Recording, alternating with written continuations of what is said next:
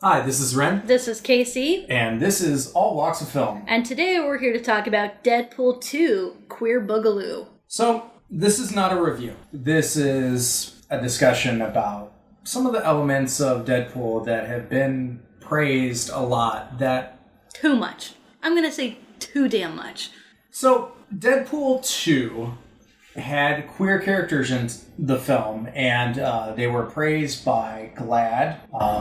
I forget what GLAAD stands for. It's like the Gay Lesbian Association. You're looking at me. I'm waiting for you to finish it. What do you think it is? Gay, lesbian, I keep on forgetting what the A is. Asexual? Advancement? Is it like the NAACP, like the advancement of... Oh, no, it's gays and lesbians against defamation or something like that. Like, right? Gay and Lesbian Alliance Against Defamation. I was close. You got it. You got there eventually. You figured it out. Yeah, so this film was praised because it's essentially the first... Well, people are claiming it is the first superhero film to show a clear gay relationship. I will assert that A, that is not true, and B, that does not make it worth celebrating. Because while I think Deadpool did do a lot of things better than the original, primarily in the wanton violence department, there were some things that it did not do well. The doubling down on rape is always funny when it happens to guys joke was not great. One time it was funny, but in general it was not great in the first movie, it was not great here. They can do almost anything when they want with the writing, except for write compelling female characters, just not an option. Because they wrote nothing for Vanessa, and then they made her the center point in this movie, and they still did nothing with her. Your Mary Sue character is your best developed character, that's a problem. But then you have the gay ones. Because what you did was you took a developed character who was a fan favorite, and you literally turned her into the gay one. Oh, it's great that she openly came out for no reason whatsoever, not in a casual way, and then served nothing else to the story. She just, Negasonic Teenage Warhead comes out and she's like, hey, this is my girlfriend, Yukio. Her entire personality is that she's a cute Asian girl. Oh, hi, and Yukio. hi, Deadpool. Dude, seriously. All they do is occasionally come into the movie and be like, we're gay. No one cares. Hi, Yukio. Hi, Deadpool. That's all that happens. Oh, but since she's openly gay now she looks like George Michael. Because she's gay now. How would you know? You wouldn't know because she just came out and said she was gay. She has to look like George Michael. And they did nothing else in the entire story. It's bullshit. That is not an acceptable trophy of gay empowerment or queer empowerment in film. Fuck you. And there's some stuff of like, but Deadpool's a lot more gay and he's our pansexual icon. And it's like, I mean, he's sexual the way that Bugs Bunny is sexual, which is fine. I don't have a problem with that. But also, like, all of his gay shit is not okay. Like, it's like, oh, he's getting more in touch with his gay side because he is openly groping Colossus against his will. If Colossus was Domino, that scene would not be acceptable. We all know that. That scene where, like, he gropes Colossus's ass and Colossus moves his hand and is like, no, don't do that. He's like, nah, I'm gonna do it anyway. But it's okay because he was raped a lot as a little kid. And it's like, okay, I kind of like that you were trying to, like, deal with some dark subject matters through humor. But then it's like, you're kind of just saying it's okay for him to sexually harass people because he's gay. That's not okay. You can't do that. That's not acceptable. But also, like, can we just have gay people who are people, please? Can we just have women who are people? And we did that with Thor Ragnarok. Valkyrie was a well-developed character in her own right who sold that movie. She was awesome. She was a great person. I was on board with her. And then you find out that part of her story includes her girlfriend. And it's not a thing of like, oh, I had to look at the camera and tell the whole audience, hey guys, I'm gay. It's not a big deal. That's making it a big deal. It's just, oh, by the way, like, included with all of the women she was close to who were murdered in front of her face, one of them was her lover. It's not that hard. It doesn't take that long. It can still have an emotional impact without having to be, like, a coming out moment. And given the fact that Deadpool is related to the X-Men franchise, and given the fact that the Bryan Singer films were directly about gay rights and everything like that, you would expect this to be a little bit better. But I will say, I do think it's kind of interesting that there are themes of, like, pedophilia and stuff like that, because Bryan Singer actually was, like, kind of outed for that. Now, I want to make it very clear that there is no correlation between pedophilia and homosexuality. Kevin Spacey does not get a free pass. Is that what you're saying? What I'm saying is my talking about Bryan Singer and then bringing that up and the fact that there's pedophilia and all that kind of stuff. Like, I can see people going down that path, but I do want to make it very clear. Yeah, I mean, I don't think that's what the movie is trying to get into, but what I'm trying to say is, like, this is one of those few times where I'm like, dude, it's the current year.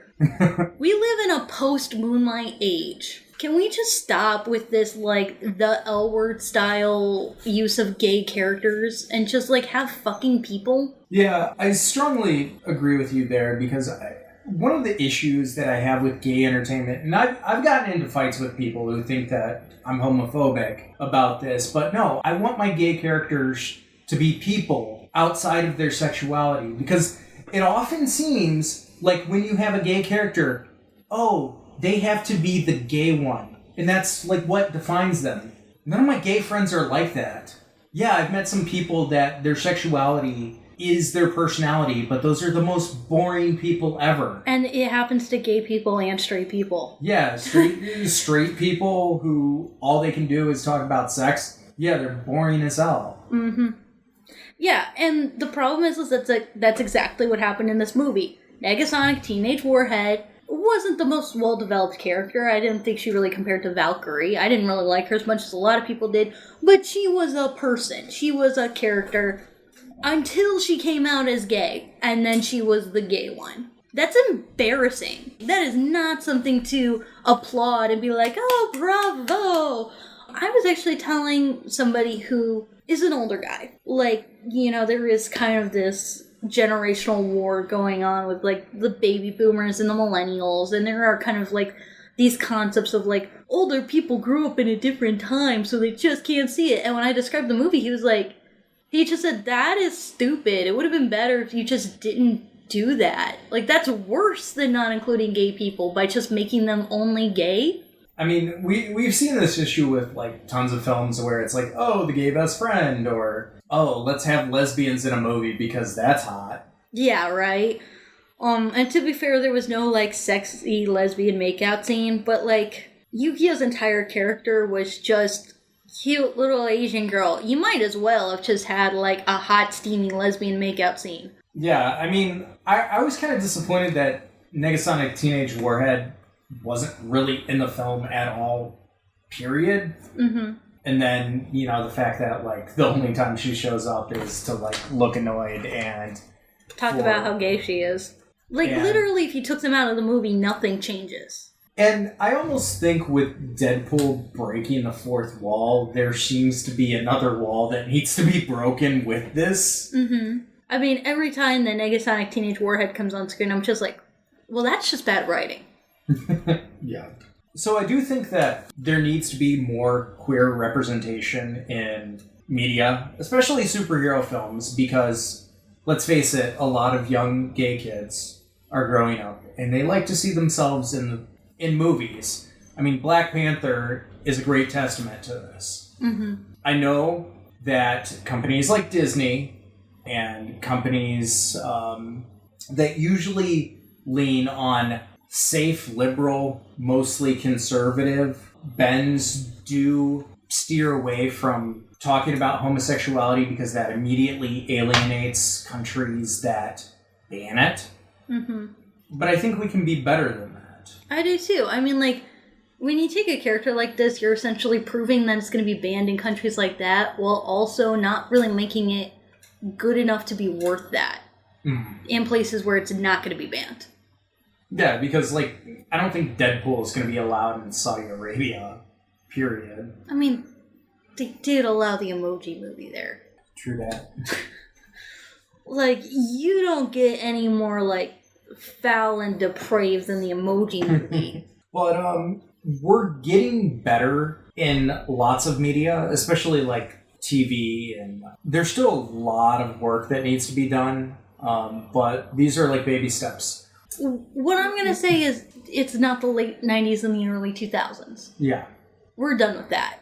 Yeah, I mean, like, let's face it. We've had better. We don't need to walk backwards on this crap. And there are many times where, like, if you go back and watch, like, the 90s stuff and the stuff in the early 2000s, some of it's actually better.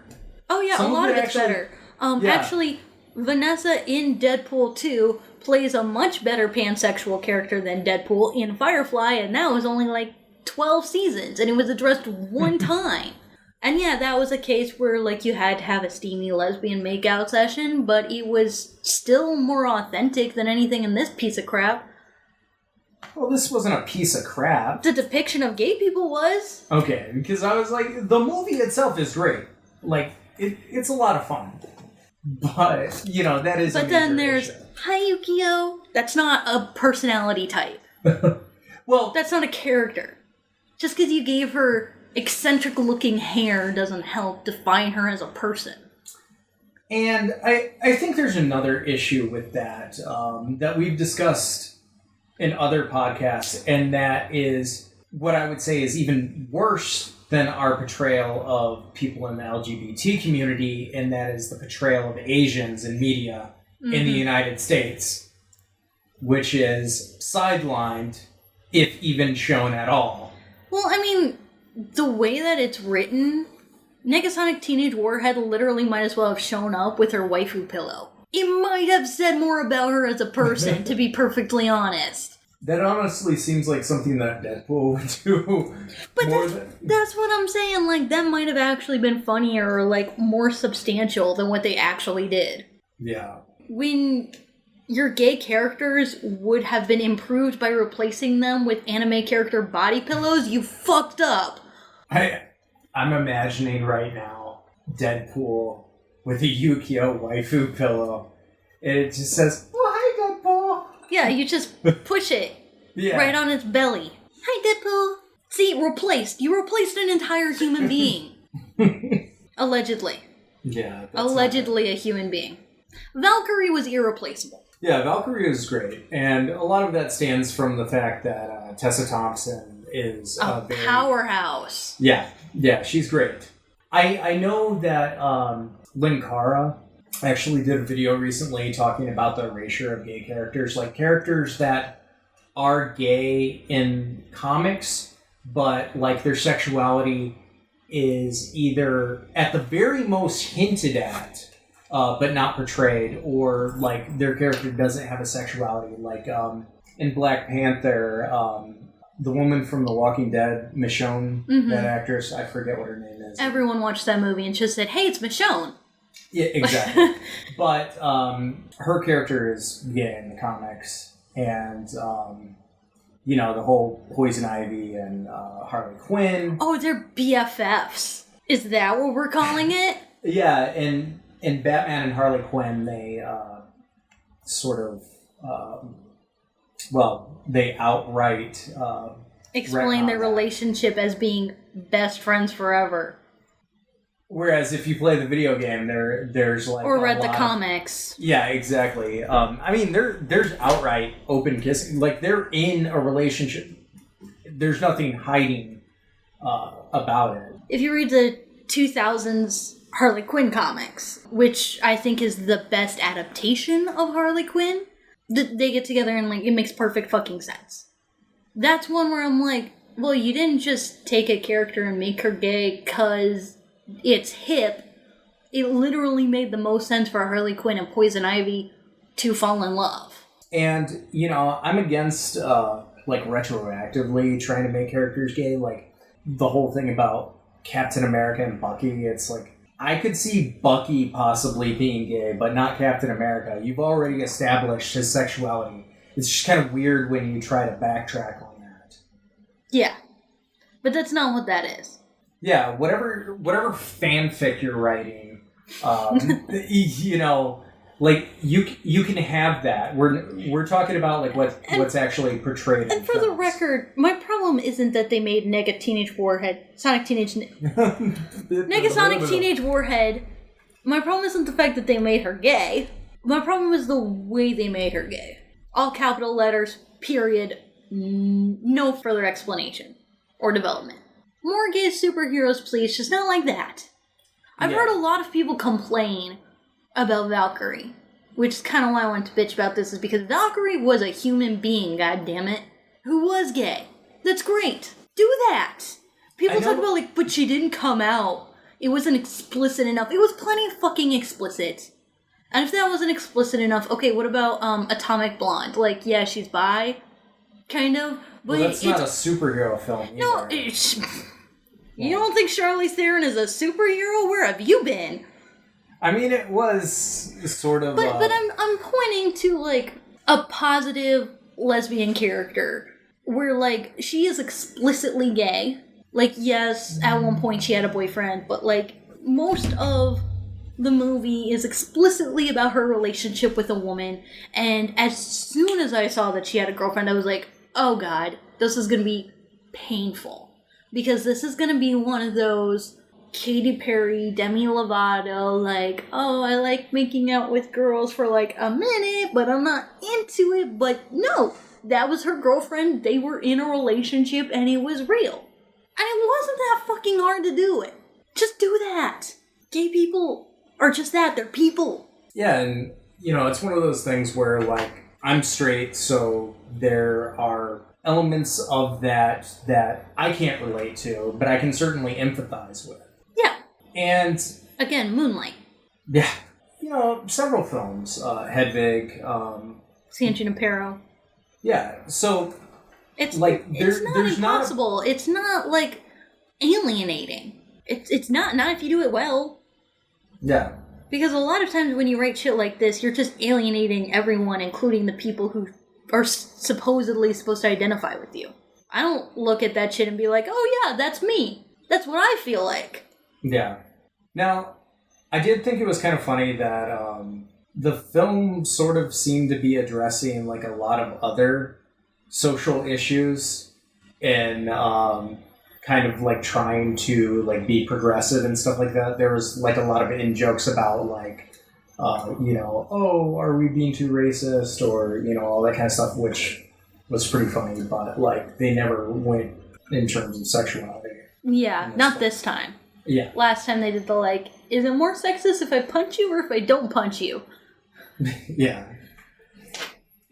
But in this case, it was just kind of like, they made a lot of bad moves on the progressive angle, which is fine.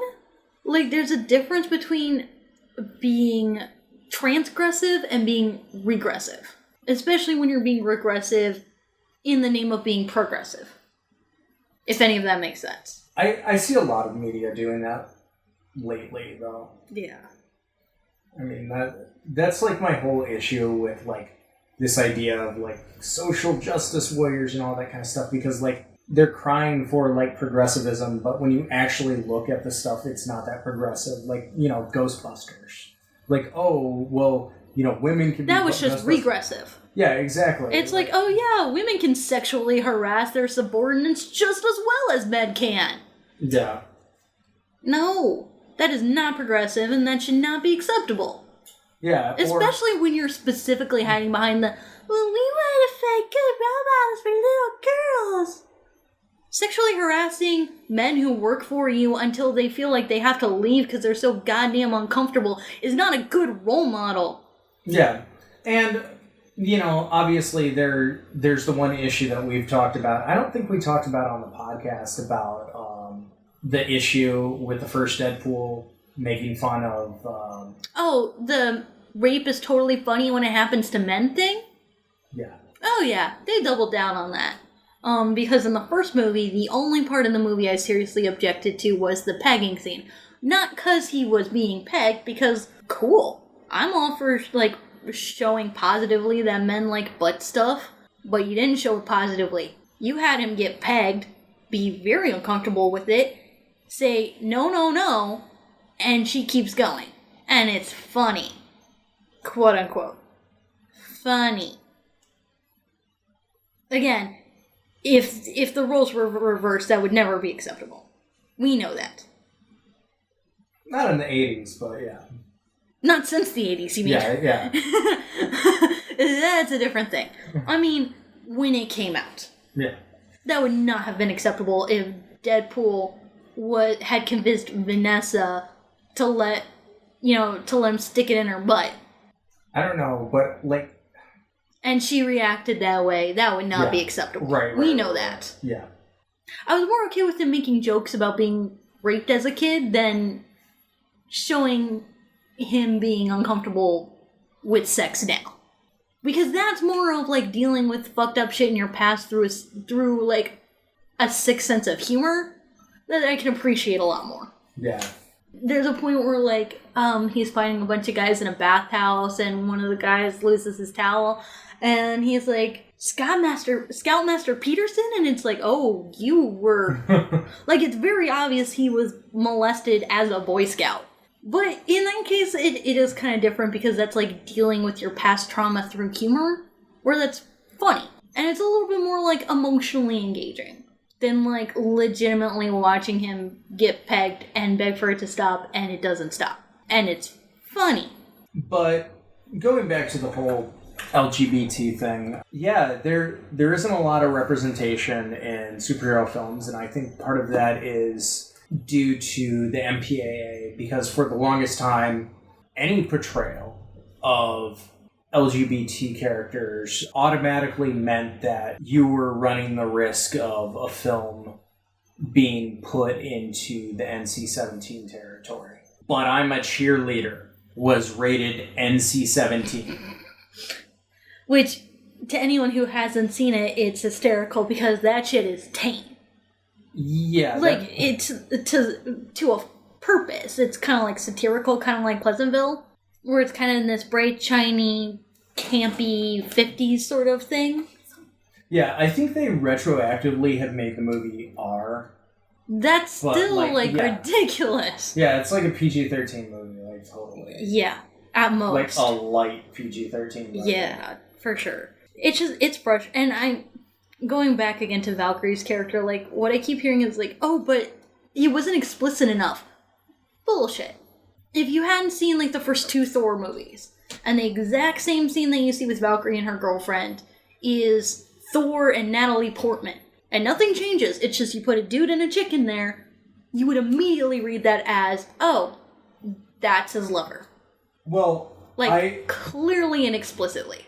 Well, I have heard people say that the fact that there wasn't anything explicitly, like, kissing or something like that means that they're putting the kid gloves on for it. I mean, there's a difference between putting the kid gloves on it and, like, putting it in where it's necessary and not making a big deal out of it. Yeah, because, I mean, they've done polls, like, most people don't care. Most people don't care, but I will say, like, as a queer person, I definitely felt far more represented by that very short, non-explicit scene in Thor Ragnarok, of all things, more than I felt represented by fucking Hi Deadpool and George Michael. So what do you guys think? Do you think the portrayal of the LGBT community was done well in Deadpool 2, or do you think it needs work? Well, I mean, I don't know that Deadpool 2 needs to represent the whole LGBTQIA plus community with, like, one fucking character, but you could represent, like, any of them? Any one single individual one of them, please? Yeah. What do you think about portrayals of LGBT people in other forms of media? Do you think we are getting better, or do you think that we're not doing enough? Let us know in the comments below, and thanks for listening.